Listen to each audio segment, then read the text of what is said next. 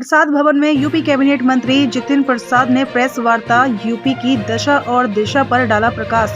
का विकास के पथ आगे बढ़ रहा है उत्तर प्रदेश। आपको बता दें कि शाहजहांपुर के प्रसाद भवन में यूपी के लोक निर्माण विभाग के मंत्री जितिन प्रसाद ने आज पत्रकारों के साथ बातचीत करते हुए उन्होंने आगामी नगर निकाय चुनाव में भाजपा की ऐतिहासिक जीत का दावा किया है।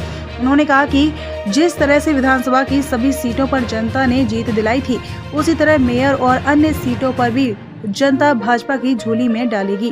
जितिन प्रसाद ने कहा कि आने वाले चुनाव में अन्य पार्टियों का सुपड़ा साफ हो जाएगा। उन्होंने कहा कि पहले के चुनाव आपने देखे हैं, कितना जादू किसके ऊपर चला है ये सभी जानते हैं। अब जो चुनाव होने वाले हैं उसमें अब समाज को लेकर परिवर्तन आया है। आने वाले लोकसभा चुनाव में 400 सीटों पर भाजपा की ऐतिहासिक जीत होगी। यूपी का भविष्य सभी ने देख लिया है। इतने कम समय में योगी सरकार ने प्रदेश का कायाकल्प किया है। उन्होंने कहा कि 3 पहलू होते हैं, एक आर्थिक, दूसरा राजनीतिक और तीसरा सामाजिक। इन 3 स्तंभ में समान रूप से परिवर्तन आया है। आर्थिक रूप में देखेंगे तो यूपी में बड़ा निवेश हुआ है। यूपी में ऐसा माहौल बन चुका है कि देश विदेश से लोग निवेश करने के लिए आतुर हैं। जितिन ने कहा कि शाहजहांपुर में नगर निगम चुनाव में इस बार ऐतिहासिक जीत होगी।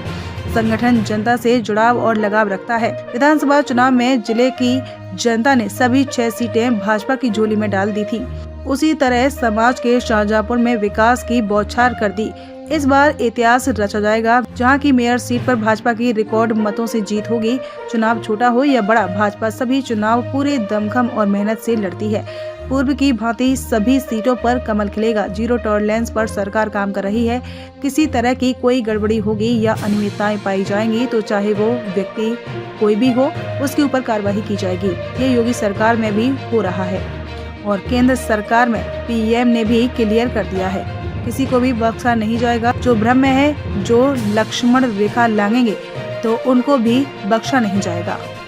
मायावती को प्रधानमंत्री बनाना है। सुनो है, ओपी राजभर ये कह रहा है प्रधानमंत्री मायावती को बनाना है। मैं क्या बताऊं साहब, वो तो उन्हीं से पूछिए साहब, वो मैं उनका प्रवक्ता। किसी भी राज्य की तरक्की के लिए वहाँ का इंफ्रास्ट्रक्चर, वहाँ के रोड बहुत महत्वपूर्ण होते हैं। यूपी का भविष्य कैसा होने वाला है? देखिए, यूपी का भविष्य आपने देखा है, और इसलिए नहीं क्योंकि मैं सरकार का हिस्सा हूं, बल्कि इन 6 वर्षों में योगी सरकार ने उत्तर प्रदेश का कायाकल्प किया है।